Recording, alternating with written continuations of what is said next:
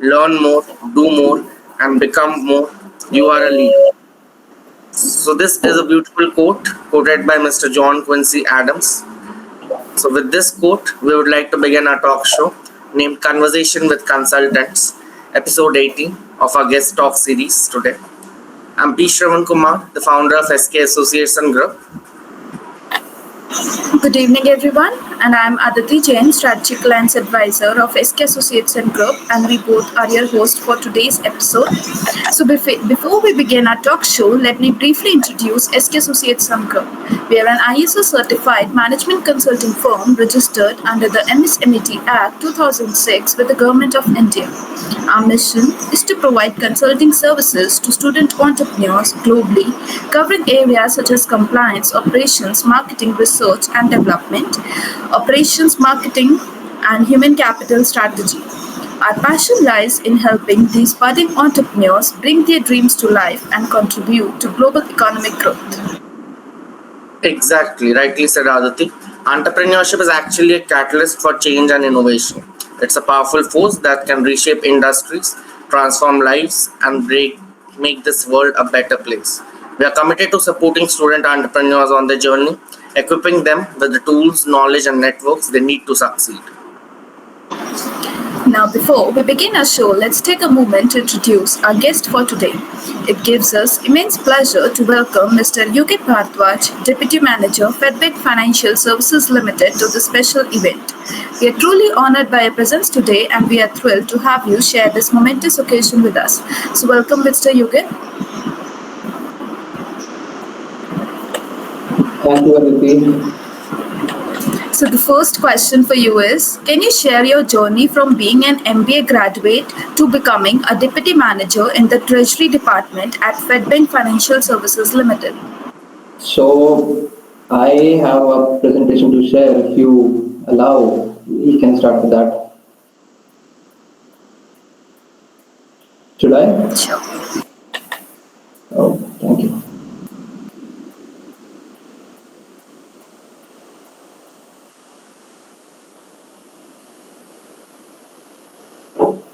So, good evening, everyone, to the Conversation with Consultants, episode 18. It's actually my pleasure to welcome you all to the today's session where we embark on a journey through the dynamic landscape of BFSI industry. So, over the next talk show, over this 1 hour, we'll explore the different facets of industry from my personal experiences to the professional stages, aiming to gain valuable insights and perspectives equally. So let's begin with the question of Aditi first of all, that is to my professional journey. So I was graduated from Subharti University. I did my BCom honors from there. Later on, I joined as associate accountant at AKJ Associates and Chartered Accountants firm. There I was looking about the direct taxations, the branch audits of different banks. For example, I did two with SBI and Canara Bank. Later on, moved to a different profile with direct taxation and indirect taxation. So again, after that, this was not feeling enough, and I did a post graduation, did my entrance exams, got into XIMB, completed my finance from Bhubaneswar. Along with that, I did my data analytics certifications and supply chain management with some others from NITI Mumbai. And later on, post placements, I joined Earth and Finance NBFC in Mumbai. So I was there as a management trainee. From finance to fundraising part, it was a quite 2 year journey where I saw and handled everything, say from the branch audits, internal audits, the taxation, GST, and everything.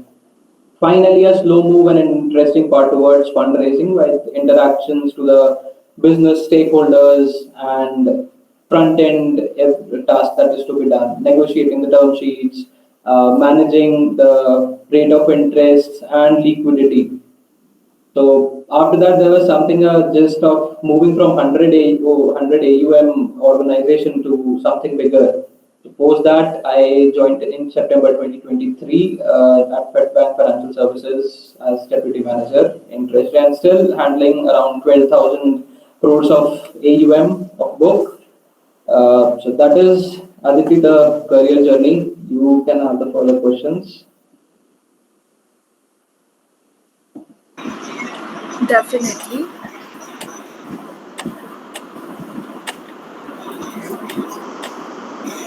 Shravan, please take over.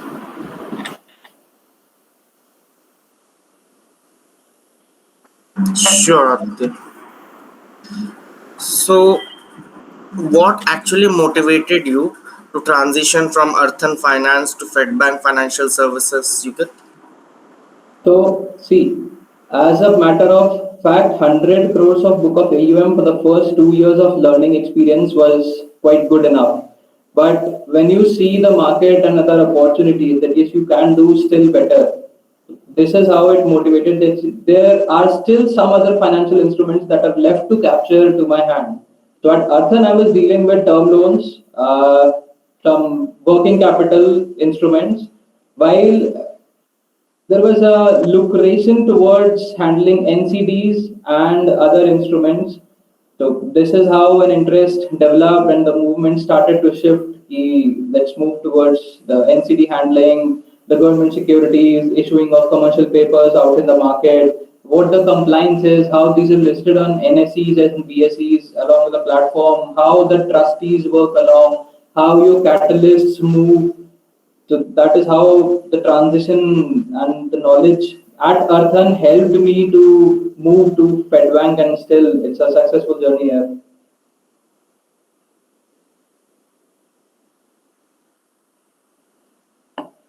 Thank you for answering. So, how do you think your experience at AKG and Associates Chartered Accountant has contributed to your current role?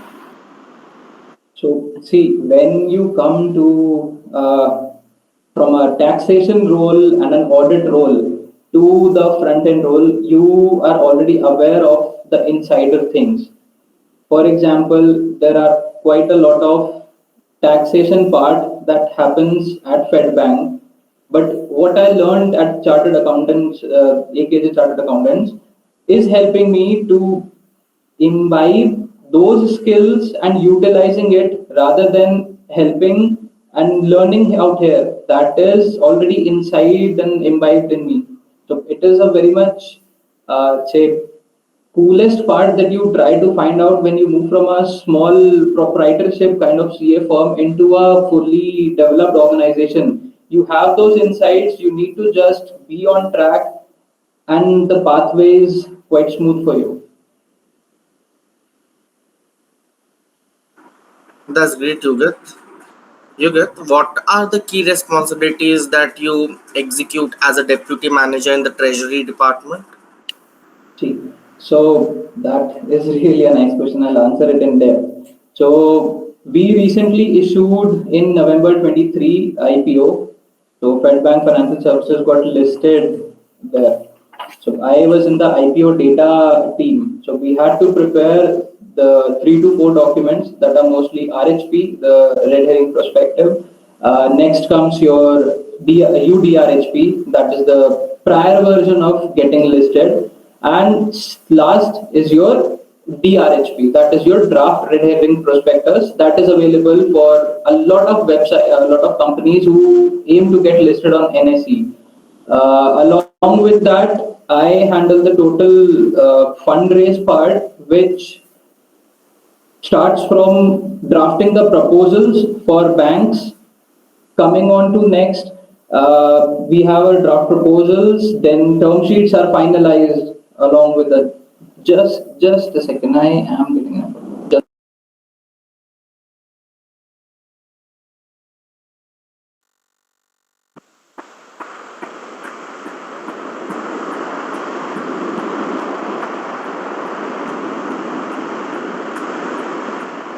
I think your screen is stuck, Yugit.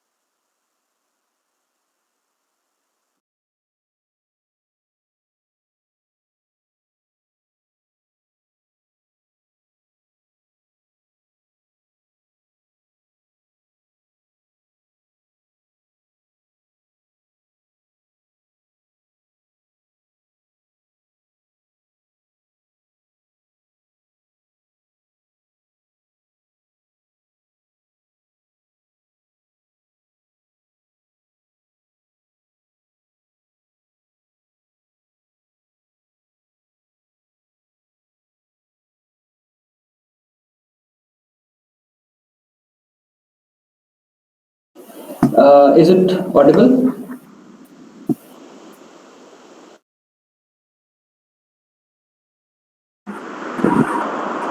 Yeah, you're audible, Yugit. Hello. Hello. Is it audible? Yes, it is. Okay. So we were okay about the roles and duties at Fedbank. So coming to the term sheet part, the negotiations happen with the bankers. So how we initiate the conversation is, first of all, a draft proposal is drafted along to the bankers. We arrange physical meetings directly AGMs. Hello, is it audible, Strong? Yes, it is. Okay.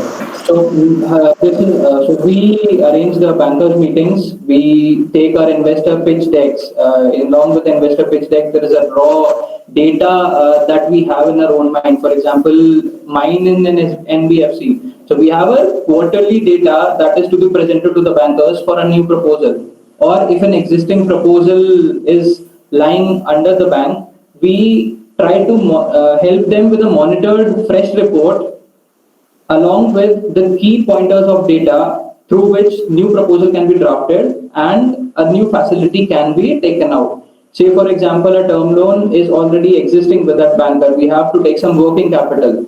At the end of a quarter, I'll draft the financials. Once financials and all the cash flows, profit loss statements are prepared, a little bit of audit work is done. We prepare a LDR report, that is a limited disclosure report, that is presented to the bankers. A lot of discussion happens. For example, an NBFC has a major component of some term sheet covenants and NPA, the non-performing assets. So mostly there is a fight with the bank that yes, if NPA is rising, we are not in comfort that yes, we can lend you with enough money. So this is occurring with the smaller NBFCs in a lot of cases. But yes, with a mature and stable organization like mine, we have a comfort over the market also. So accordingly, it goes through. Coming on to the other role, I help in preparing the ALCO and the ALM. So ALM is the asset liability management, which is a statutory and regulated DNBS Form 4. So it is a bucketing of your receivables and payables in time frames of 7 days, 5 to 10 days, up to 1 year, and more than 5 years of bucket. Next, we manage is the ECL, that is the estimated credit loss report throughout the organization of how many borrowers and lenders can be helping us out or can lead us to the increase of NPA. Again, which moves into a next step of annual stock audit. So my stock is my receivables, that is the EMI of the borrowers that they have. So all that is being audited through the bankers and other CA organizations who have a say larger coverage base and even are statutory allowed to do the audit. Next comes the managing the cash flows and investment part. So cash flows is mostly on a layman's language is understood as this: what's coming in is cash flows and going out is the payables. So along with the cash flows, all the debt repayments, the term loan repayments, capital facilitations and rollovers of the capital happens. Next comes on to the most happy part of an employee is the salary dispersals, the incentives and payouts. These things are also considered into the flow. While coming on to the investment, when an organization matures to a certain level, they have to place their excess cash into bank, or as per the investment policy of the organization, we place it in FDs or commercial papers we invest in, which are floating into the market. There are several government securities also which are traded at NSE and BSE. We invest in those also. Next is the monitoring of compliance and the covenants. So if you would have taken a home loan or any kind of personal loan, there are several covenants that are listed into the term sheet. Like your shareholding cannot change. Your board of directors, these two key personnel should stay there. These parameters and such some more like your NPA should not rise above this percentage. Your new existing lender should be notified to us. if you are bringing some new investor, we will be notified first that you will take NOC from us and then you will move on. Or something like any equity capital infusion should be done post our consent. So these are the things that come into the term sheets. Next is the issuance of IPO, which is totally a hectic process. Quite a rejections come along during the phase of 2 to 3 years of preparing the DRHP and preparing the data. A lot of analytics happens. So this is more or less about the role.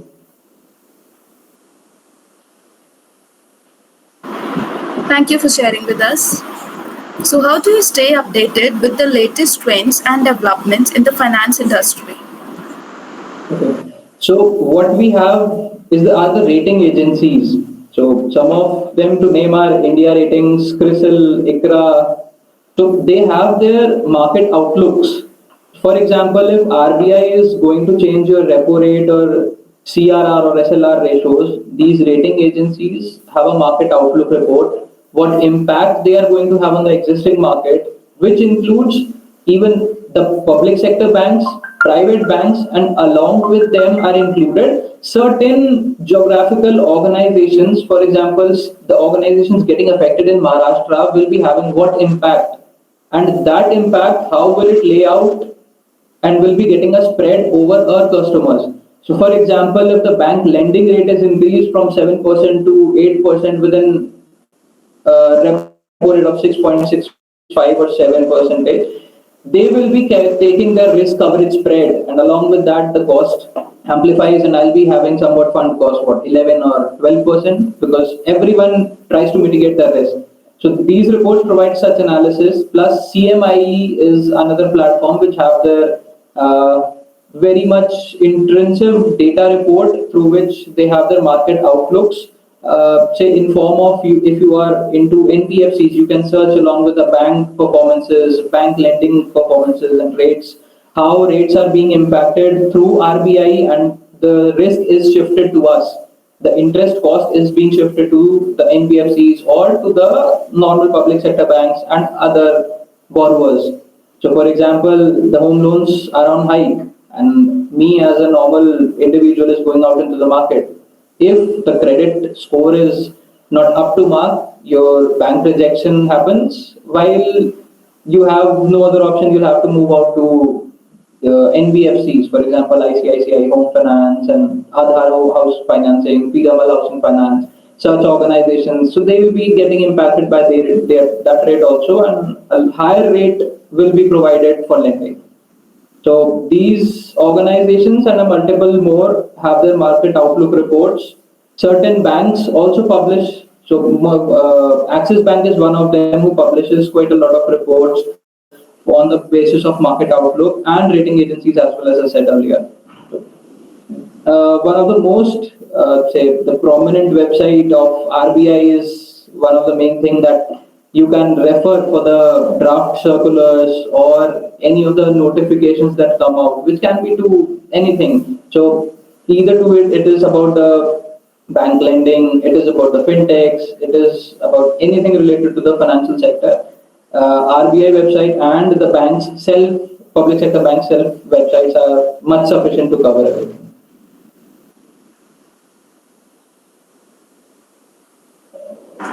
That was great response, Yugit. By the way, Yugit, can you describe a challenging situation which you have encountered in your role, and how did you exactly handle it? Okay. So I'll tell you one event about my past organization of Earth and Finance. There is a thing called debt service coverage ratio, which usually at an industrial level you need to keep it at 1.2x. That is, your debt paying out ratio should be the cash that you should be having at your organization should be 1.2 if you have to pay the debt of 1. So there was a time the debt servicing coverage ratio had reduced to 0.89, which means that your leverage is getting more than 6.5x, and your payment obligations are more than the cash that you are going to receive at the end of month. So the repayments cannot happen for the lenders. There was a case a banker had an obligation that your leverage is crossing 6x plus. So how will you be able to service the debt and the upcoming repayments? There was a notice from the banker's side that came to us. Luckily, it was 15th mid going on and next to the quarter. So there was a request raised. Please allow that such DSCR can be covered and the leverage can be managed somehow. Although the bank being generous and a quite comforting bank, because we had been relying on the specific bank for around 3 to 4 years. So there was a waiver request acceptance from their side. Meanwhile, the condition was you have to bring on all your repayments on track within these 3 months, and your DSCR should also be compliant to the RBI guidelines and the bank's term sheet covenants also. So another hustle was we need to have more funds. Cash was less, and repayments were coming on because end of the month you need to repay everything off the debt EMIs. So we went to another lender whom we had been trading with and comforting at a quite lot of time. Yes, they have been also on track payments since 2 years.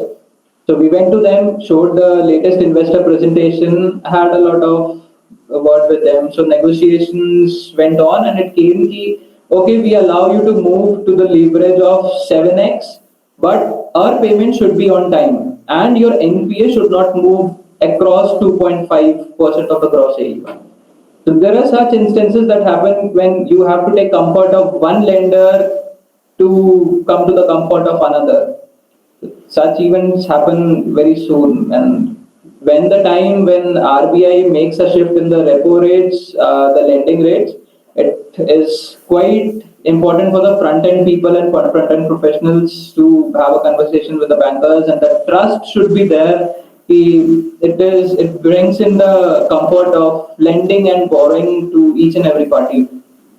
So these challenges situations were very much crucial at the time of COVID also, when banks were quite hesitant that yes, there is no business going on, people are sitting at home, shops are shut down, how the debt will be served. So at that time also, banks were so compliant that loans were restructured in such a way that yes, moratorium was spread for that 1.5 year of COVID period of 2020 and 2021. And after that, the repayments were scheduled by increasing the loan tenure. So many such instances are there. So it is all about your relationship with the bankers and lenders, how you manage to make them happy and how the trust keeps going on.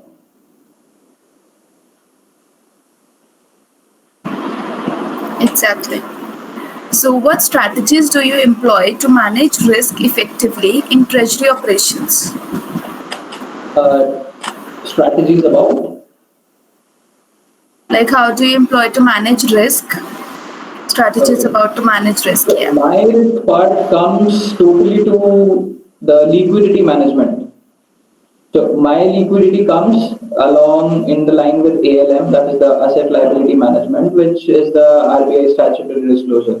So once my bucketing is done and the liquidity is on track, everything settles up. But yes, when we have excess liquidity, what we mostly try is, or an organization can is, you can repay the existing loan which is at a higher rate of interest, because that high rate of interest loan will be bringing you extra cost of interest. So for example, if a company has a average cost of borrowing of around 9%, but you have one or two loans which are prevailing at 10 or 11, and you have excess of liquidity enough to either prepay the whole amount or in parts of EMI. So there are such instances that we have paid also quite a lot of these term loans. While when there is a scarcity, we move out to the market to raise another round of capital or the working capital. Mostly what ALM shows you is a dynamic and a chronological payment schedule of the liabilities and your payables and receivables. So on the asset side part, what I have is my receivables from the borrowers. So that brings in total amount of collection, the mutual funds that are getting matured, the FD or investment that are getting matured, that I'm getting in my asset bucket. But when I come to the liability side, that becomes a part of major concern, because what I have there is my interest cost bearing, my cost of capital, my cost of borrowing. So that needs to be very much compliant, because once your cost of borrowing is moving here and there, your asset side is will lie near to lesser use, because the cost that you have to cover up with the cost of borrowing by your asset side is quite cumbersome experience that we face sometimes at the end of quarters, because once you move to a scalable organization, your payments don't come monthly, they come quarterly, and those amounts are not like a little bit amount but quite hefty amounts, such amounts that even a small startup can be well managed with those amounts. So this is how asset ALM helps very much, and such challenges come across, and we have to manage them. That's the point, Yugit. So, how important do you think, Yugit, networking and building relations are in the financial services industry? NBFC and banking sector, if you talk about, it is a very small world. You have limited number of banks, while you have 9,800 plus NBFCs working across India. But quite a lot of them are just below the working line. Around 5% or 2% of NBFCs are scalable, which prevail very much equally and contributing to the market of BFSI industry. So relations come across very importantly. For example, RBL Bank is someone whom I traded with and was in good terms at my previous organizations. So that bank is one of the major, say, stakeholder in the organization itself. And when you have a good term and you move out of the organization, you can still try to pitch them and bring something new to your existing organization. So this is how the network builds. Because see, when you have to work around with 25 banks itself, you have your own personnel there, you have your own RMs, the relationship managers that work for you, that help for raising the further the debt or the financial facilities in the market. So once you have a grab hold and a good terms with the industry peoples, it becomes a quite smooth flow. You just have to ring them ki, yes, the quarter is coming, we are in need of funds, and you'll have to help out. And even there are times when we do not need funds, but yes, the banker is ready from their own side. Ki, sir, June quarter is coming, we have our own target, please take funds. At times we have to reject also the, sir, currently we are not in use of funds, maybe in the next quarter we'll be able to handle some of your liquidity, but currently it is not possible. So on the basis of mutual agreement, this happens in relationships in such a sort that banker himself is coming out to you and reaching out that yes, if you are in need of funds, please take, or forcefully it comes into the mutual agreement that okay, yes, we are taking, but we'll be repaying it very soon. So this is how fund management moves on, and relations are managed in such a way.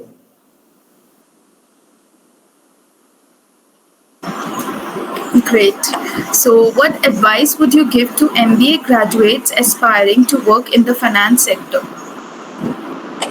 So see, finance sector as in itself is quite big. It is non-comparable and beyond the boundaries. So finance sector in itself takes to your treasury front end part, your taxation, your payments, your receivables, the bills payables, your financial analytics and planning. Everything comes into finance. But yes, for those who have the fire of doing something, managing people, managing the funds, treasury is one of the most lucrative thing that usually students should look on to pursue. It comes with a small story. My junior has just graduated and he's quite impressed. You are working in treasury. There is a lot to learn. And even the college graduates that come from XLRI and XIMB, along with other IIMs also, we get quite impressed. Yes, treasury is something that we want to work in. Even there are my junior mates who have been working in treasury, have moved to other organizations into project management and others. They still are keen and very fond of treasury and still want to come back. Yes, the experience, the exposure, and the hands-on grip of finance with tackling of numbers that we had is nowhere. Because when you move out of treasury and out of this number game, what you have is your reports, circulars, something what you can prepare a proposal for a project management or for an organization. Although that is also quite a heavy task if a project comes from prestigious for big fours like KPMG or a PwC. But yes, some advice is stay in treasury. It's very much good for growth. That's the point. Which so, how do you balance short-term and long-term financial goals in your decision-making process?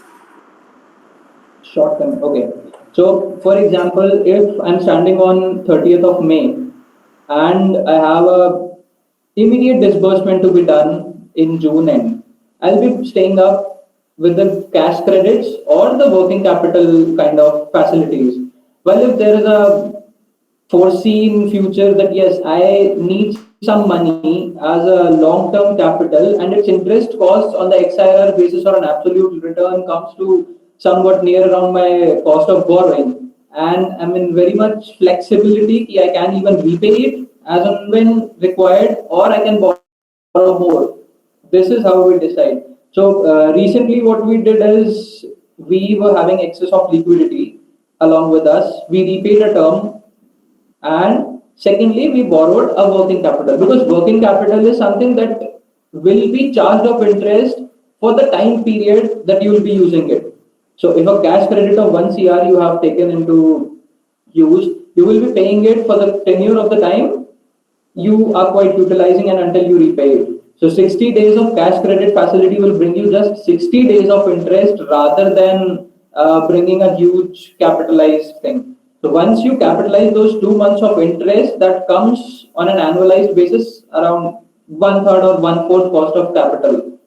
So on these decisions, the annualizing rate of cost of capital, these decisions help us in maintaining or deciding what kind of short-term capital is required.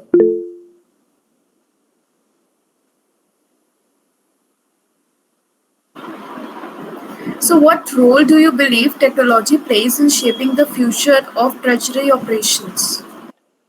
Okay, so this is something that we people and the people of my team are very much working along these days. So there is a treasury software that we are even developing and a third party vendor is also helping us.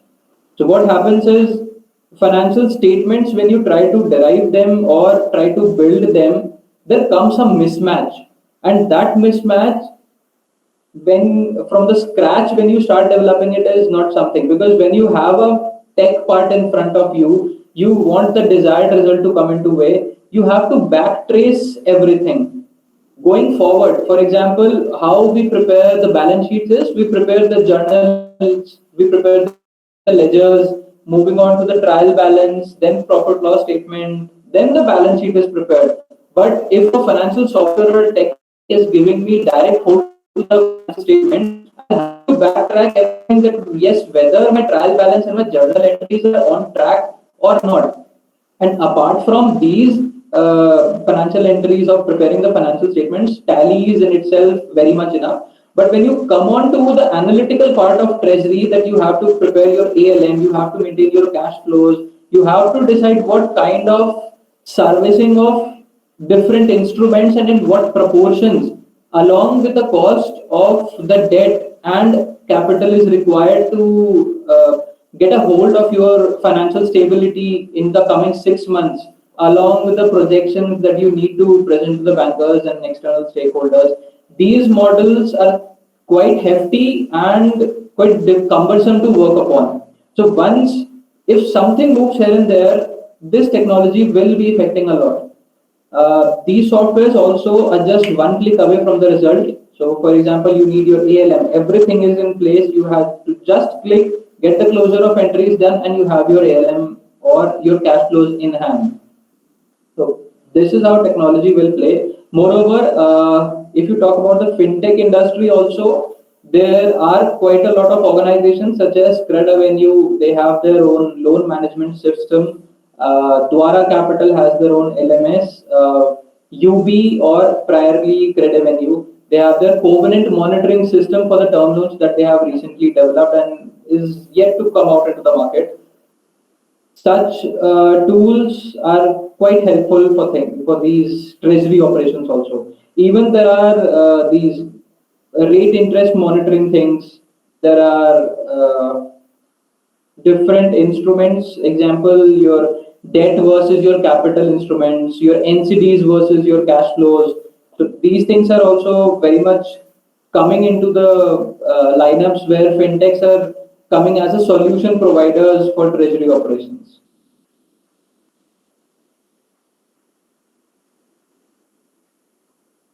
That was actually quite interesting. So, I have another question. What do you actually consider to be the most rewarding aspect of working in treasury management? Rewarding aspect is, first, you are already aware of all the financial awareness that usually a guy should have, or a person working in professional or in financial environment should have. Even it helps your own self fund management also. If I'm managing a 12,000 crore book also, I will have to manage my own funds, right? So once you are able to manage quite a large amount of fund, you'll be able to create a financial freedom model for yourself also. If your company invests into mutual funds, fixed deposits, recurring deposits, and other kind of financial instruments, you're quite well aware already that yes, if I have to invest my own personal money for planning my own retirement, for planning my kids, for planning my family, you already have the knowledge. Moreover, if I come to the debt side also, if I'm managing the debt for an organization, say there are quite a lot of covenants. There is a prepayment penalty of 2%, 3% if you are trying to repay your loan. And if I am myself having a personal loan or a house loan or an education loan, and still there is mentioned in the term sheet somewhere in the star and asterisk that yes, to this percentage of penalty you will have to incur if you're prepaying your loan or servicing your liability. This, when you are taking to a new loan for yourself, it becomes a game changer for the family because there are, see, coming on to the latest technology, there are a lot of social media influencers or Instagram also who are helping to get you aware of these things. So there are quite a lot of CAs who are there in market who have their Instagrams and social media reels. For example, they'll make a reel that yes, this credit card gives you 4 or 5 tickets for free, or these tickets or these cards or these this kind of bank account will help you facilitate this kind of thing. Or there has been a recent development also that yes, if you have an EMI of 15,000, try to pay 5,000 extra, and your loan term tenure will reduce from 15 years to 10 years. Such kind of activities, when we take directly into implementation while working on the treasury ground with a huge amount of say 500 crores or 700 crores and experiencing it with our own limited amounts, it becomes quite great to experience, and even it feels inside happy inside. Yes, we're using something that we learned somewhere and implementing it in our own one's life, and it is helping out. So knowledge pays everywhere and will never go to a loss.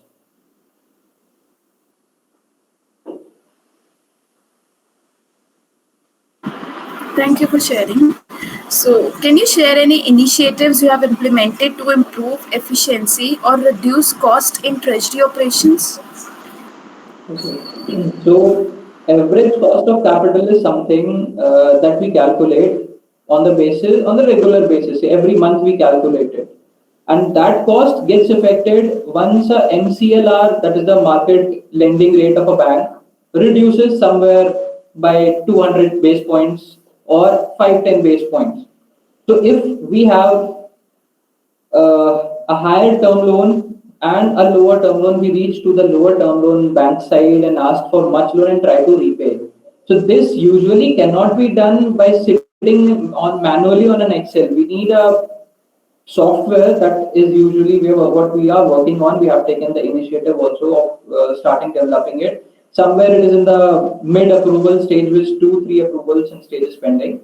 What this software does is it matches automatically your ALM with the rate of interest that you borrow.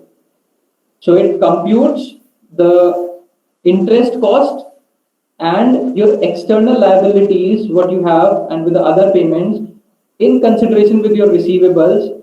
It computes your net interest margin to be stable and provides you with the outliers where you have to improve or what you can adjust with. So such things are having a very complex financial model that we are developing these days. There are some things more under development which I cannot reveal being a listed organization because it comes into a going concern way also. So that was a small thing that we have developed. This is it. That's point. So how do you exactly prioritize tasks and manage time effectively in this fast-paced environment, Yugit? Okay, so I am having a team of say around 5 to 6 people, and managing each and every one is quite a I will not say headache, but yes, when it moves so fast in treasury, you sometimes get panic. You sometimes have to just keep calm. So recently, what we had in our March closure is stat audit goes on simultaneously. The internal audit goes on. Along with that, you'll have to manage your own term loans and borrowing. Along with that, you have to do other plan for the June quarter and the financial planning, preparing the budget for the upcoming 5 to 7 years. So these activities, when come totally along with one by one next to another, there is the faith that you rely on to your teammates. Second, the management and the past experience that comes on. So the experience that I had from a previous organization of raising the funds quickly from the banks helps me to cater and manage the time towards the things that I haven't managed earlier. So if covenants are to be monitored and resets have to be calculated, the cost of borrowing has to be set along with the required cost of borrowing. Things have to be managed accordingly. So there have been nights where the whole team sits till 2 a.m., 3 a.m., the whole nights going in with the laptops and team meetings. There have been days also. So during the IPO filing stage also, everyone was quite equipped. So the instructions were that yes, you have to be available at every point of time. Nobody is allowed to take leaves. Such things happen when you move fast, quite fast. But yes, it is equally rewarded also with other things.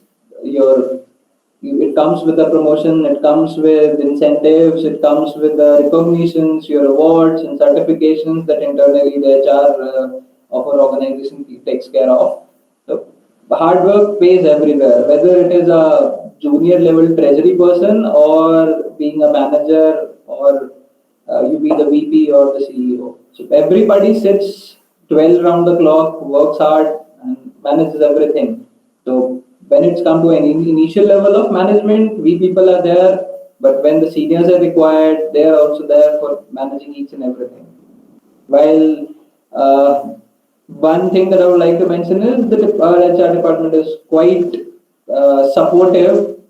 Usually people are like HR department क्या ही करता है रंगोली बनाता है, but yes, they don't only make rangolis, but they're quite supportive. And if the HR department is supportive, people don't have to worry much about, and yes, the employee stays happy, and even the deadlines can be met very easily for be treasury, it be operations, it be credit, it is finance, or it is the ground level team, everything works smooth. Exactly. So, what do you think sets Fedbank Fedbank Financial Services Ltd apart from other financial institutions? So I would like to tell you about a product of gold loan. So gold loan product is somewhat different. What we have currently with IIFL and other organizations like Muthoot Finance, they have the model of bringing gold to the branch. The gold is handed over to the branch people. They measure it as per the quality, the index and everything, the carat of the gold. They keep it into the lockers. So for the risk mitigation part, that borrowers have to suffer of bringing gold from their home or from bank lockers wherever they are kept to the branch of NBFC.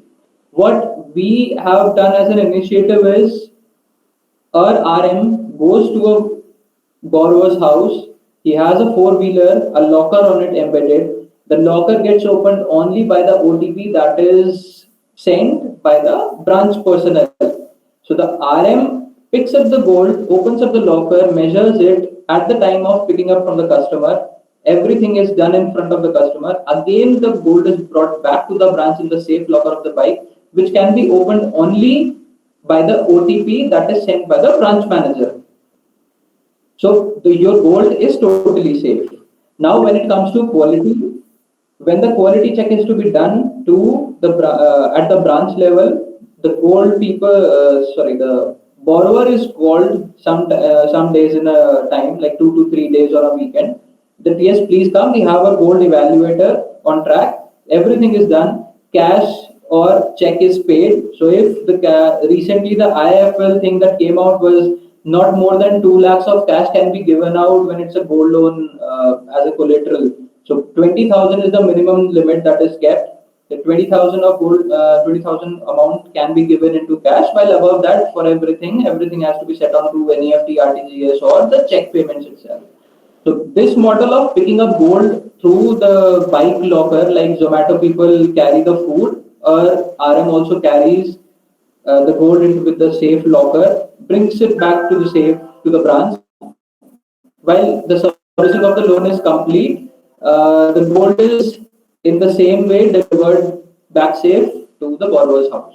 So this is something that we recently developed quite back in a year itself, and it's performing quite well in the market.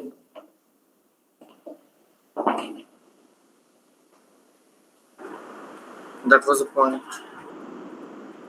So, how do you actually foster collaboration and communication within your team, Yugit? So my work totally, sometimes I have to visit bankers also.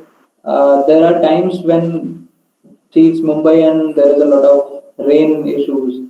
So we have to manage work from home also. So along the team, it gets managed everything very smoothly. So if a person is taking work from home, the other has compulsorily to come to the office.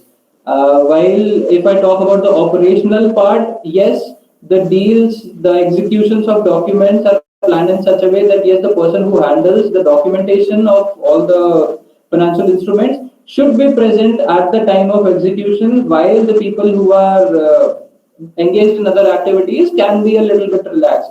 While what happens in a team and how we are managing it, we have a rotational system that yes, each and every person should be knowing everything is how it is to be done. For a person who is executing NCDs and your government securities, is also to be made aware that how cash flow is being managed in the organization.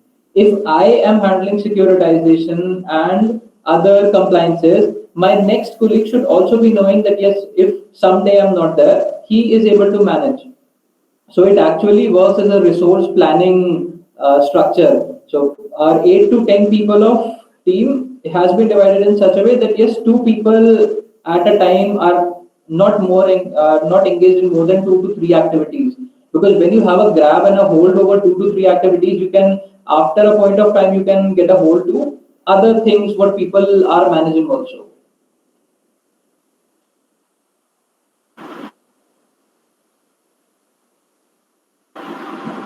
So can you sorry, how do you ensure compliance with international financial standards and best practices? So currently international we haven't gone through, but when it comes to Indian statutory guidelines, yes, everything stays on track. What we do is we have different kind of MIS. For covenants, we have different. For liquidity, we have different. When it comes to the rates, the key rates, whether it is side of the borrowing or to the asset side, we have different MIS along with other data of even the rating rationals we have. So each and every data gets separated into the hand of a different personnel who takes care of it very regularly. So if rates are revised every week or there are monthly resets, weekly resets for a facility, there is a dedicated person who takes care of such MIS and everything stays on track. Meanwhile, some at a point it comes that yes, there is a sudden disclosure from a bank side that yes, we are improving the reducing the rate for you, or we are increasing the rate to certain base points. So at that point of time, that person is not to be updating the MIs as soon as possible. But what we do is we meet the bankers, set up some meetings, try to negotiate the such increase in the base points of rate of interest is not digestible, and even it is not uh, good for the industry practices also. There are NBFCs also who cater to such things. Uh, thing is mostly what how you tackle is your MIS should be on track at a daily updated basis with the historical performances also. So if you want to get a hold along with the present data with the past data, you should have your MIS on track because it comes that yes March में वो rate था but आज ये rate है. How has it impacted? And if it is going to increase or decrease, how will it be impacting my liquidity and the treasury operations? So every MIS is quite important to just get a hold of. So what my team manages is everything, the rate of interest for the FDs, the maturities, everything has to be on track. That's the point again. So my last question for today is, what do you believe are the biggest challenges facing treasury departments in the current economic climate? See, current economic climate since last 6 months or moreover 8 months, it has been in the industry that yes, US Fed will be reducing the rates. Thereby, RBI will also be reducing, which will be having a positive impact towards our lending cost, towards our borrowing cost. Each and every player, be it a banker or an NBFC, we are still in waiting period and awaiting key. As soon as the ROI gets down, the US lays down the rates towards the downside, we are open in the market, easy to just grab some funds. But since last 2 quarters, what has been seen in the market is the rates haven't moved here and there. Everybody is still in somewhat a confusion and a dilemma whether the rates are still. Yesterday, I was reading an article on LinkedIn itself. So it said that yes, it's expected to the rates to go down by September 24. But yet September has to come while I am standing on somewhere near to June as of now. But rates are still constant and almost in line with what I had in December 23. But in the contrast of this, there have been a few bankers who have reduced also, and quite of them have increased the rate of interest also. So along the increase and decrease of the rates, the liquidity has been managed by repaying some of them and borrowing extra from others. So it's all about rates in treasury, how the best rate that you can fetch from the market gives a cushion to your balance sheet. And once a balance sheet is at cushion, your disbursements and your business operations and team can be totally at a relaxed part that yes, they have free hand to operate in the market with a greater interest margin and a greater pat for the successful operations.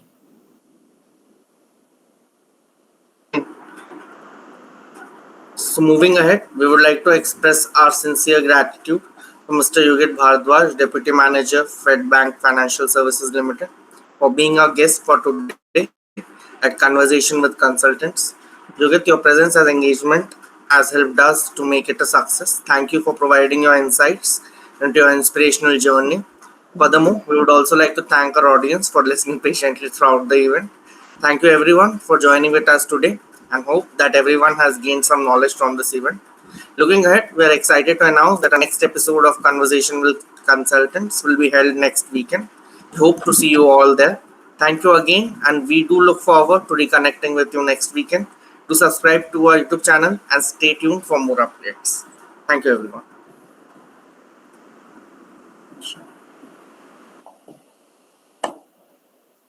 Thank you, everyone. Thank you. Have a great evening. Thank you.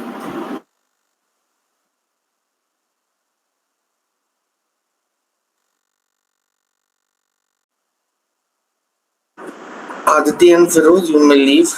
We have a meeting in 5 minutes.